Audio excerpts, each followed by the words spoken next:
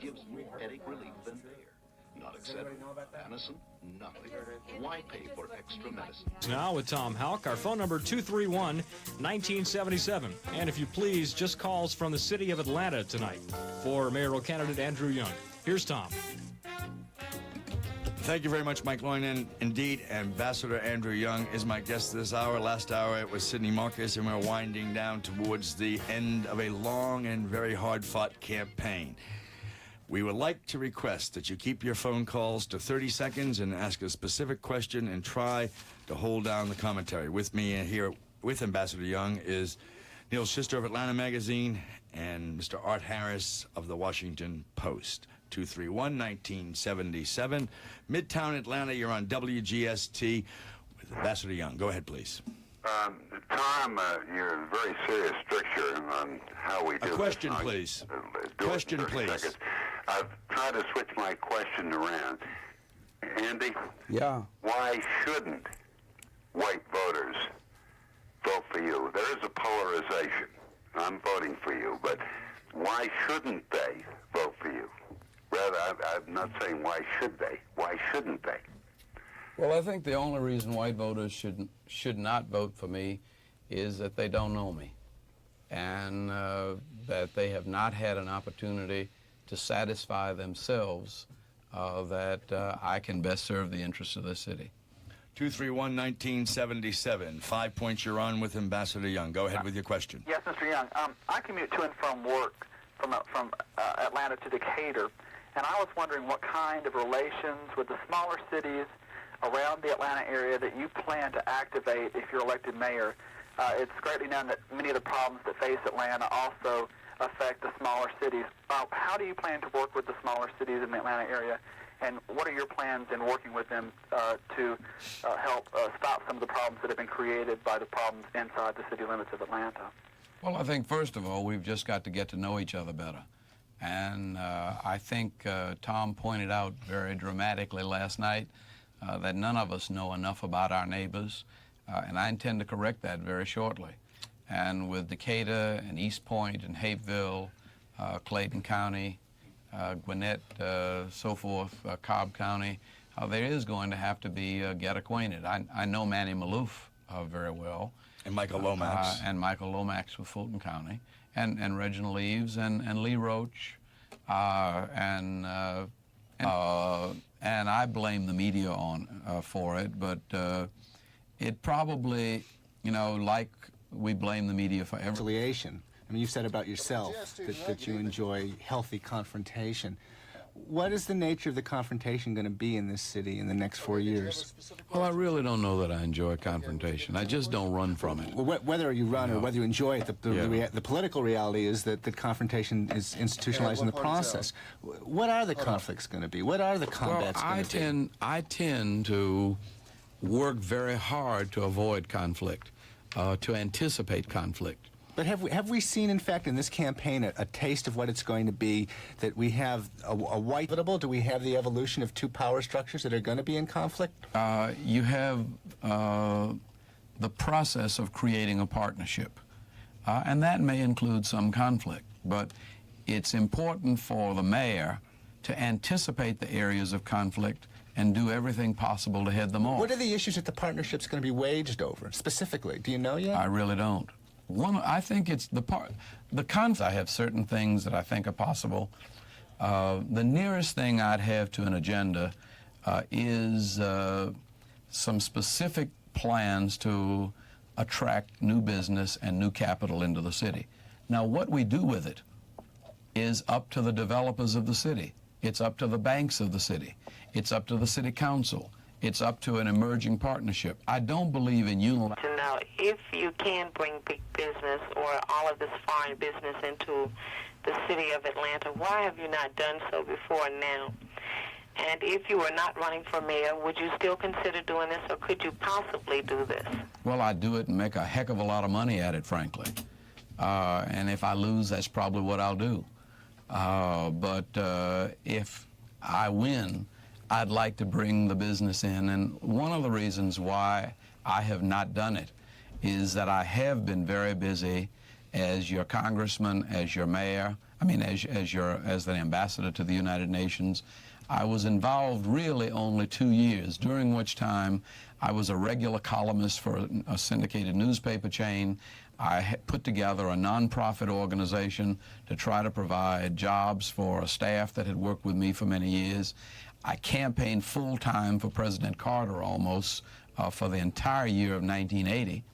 I was involved during part of that year. I made some international trips trying to set up a relationship between Algeria and the United States to get our hostages back. And I just didn't get to concentrate on business.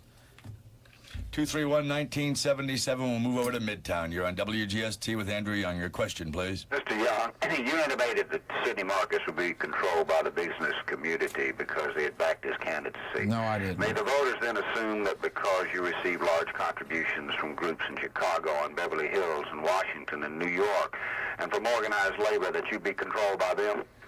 Well, first place, I never intimated that Sidney Marcus was controlled by the business community. I think that's been one of the issues in the campaign. I don't think I've ever said that. I think that my big contributions from Beverly Hills were basically from Sammy Davis and people in show business who had been supporters of the civil rights movement. In Chicago, it was Johnny Johnson, the editor of Ebers. They've supported almost everything I've ever done. And I don't think any one of them has ever asked spots on WGST and WSB that we did on WAOK and WIGO. And if we missed, I'm really sorry. Let's talk about that ad for a second. Was there any connotation about turning the clock back in that? And yeah. What are you talking about exactly when you say that? Explain that for folks, because I think I've heard that over the last couple of days. They didn't really understand what you said when you said in that ad turning the clock back.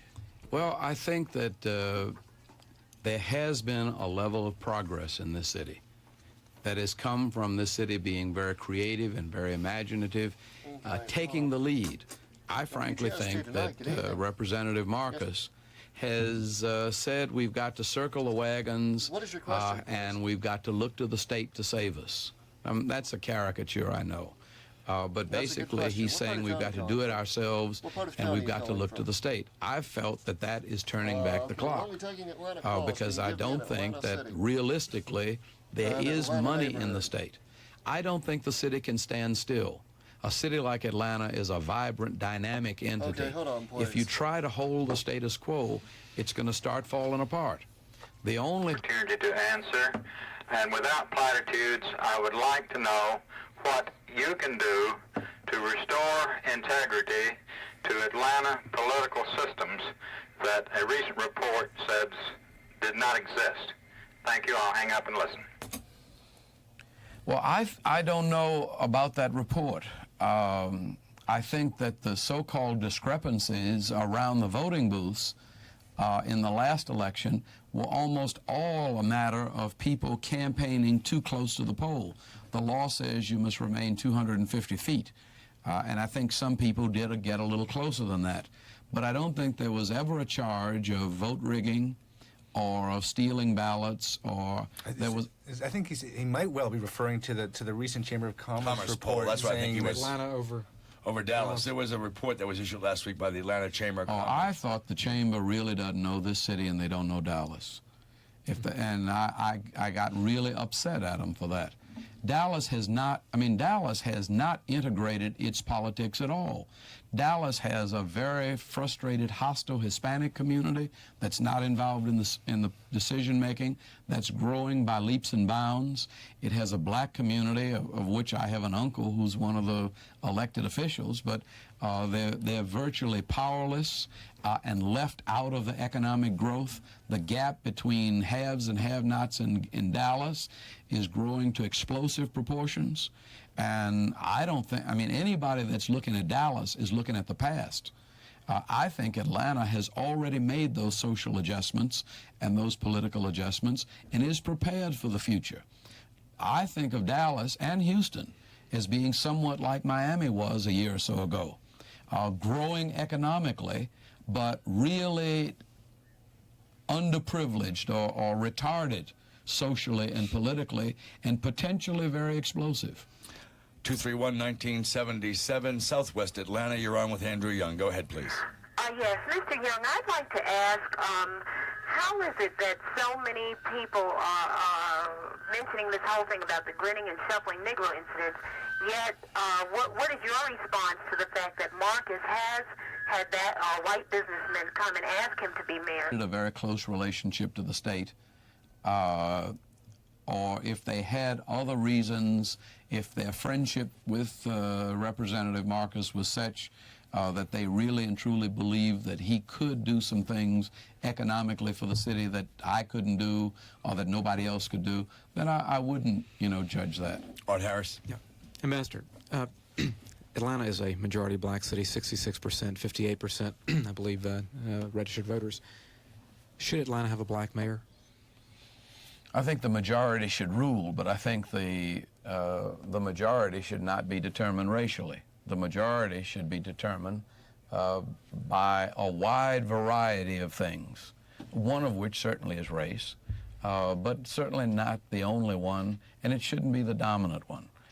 If I guarantee you, and I think we do our own voters a disservice, we forget that John Lewis was black and won 74% of the vote against an established white candidate, including the overwhelming support of the white community.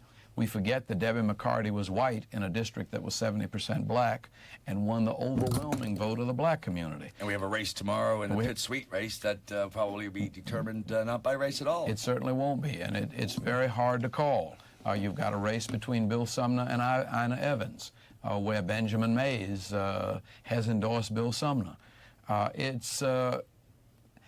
think you can, and I think it's reporters that don't want to do their homework and don't want to think. You calling some of the folks in this town lazy? There are a lot of lazy reporters in this town who've never taken the time to read anything or to talk with somebody when they were not trying to write a story.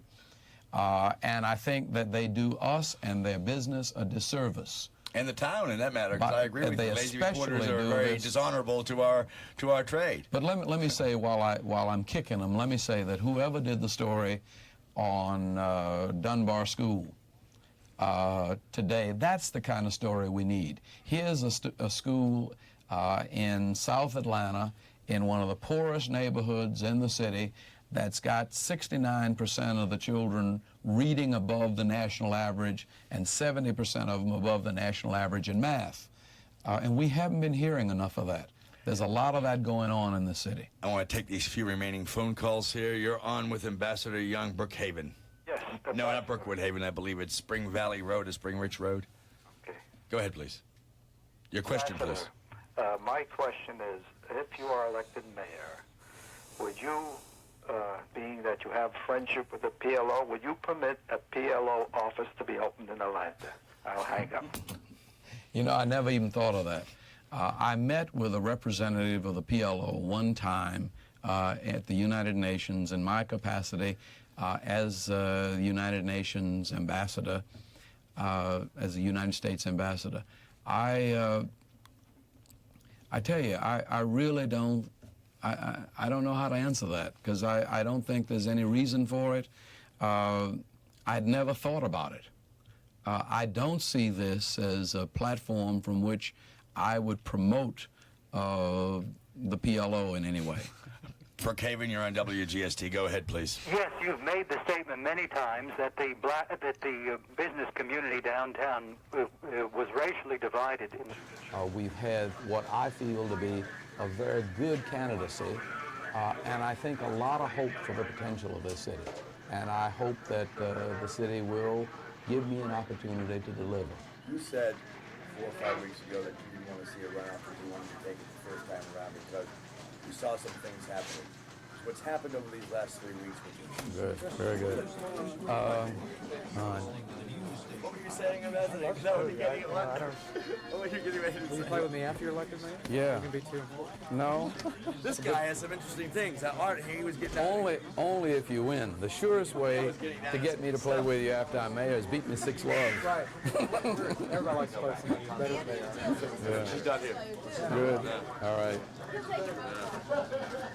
If it's not wet, or do you have indoor courts? We can go out the east, if you don't mind sneaking out off the record. Let's do that. To where? The East Lake? East Lake. If we meet at the headquarters about 1. Do you think we could be over by I don't know. Huh? We'll be back by 3. Bugging me? Yeah, I was bugging you. No, they're still catching. Oh. This is somebody doing a documentary. I don't know. Yeah, that went very well, by the way. Yeah, I enjoyed it. Yeah. The one thing I was going to ask you is, What are you looking at, Neil? No, I was looking at Neil because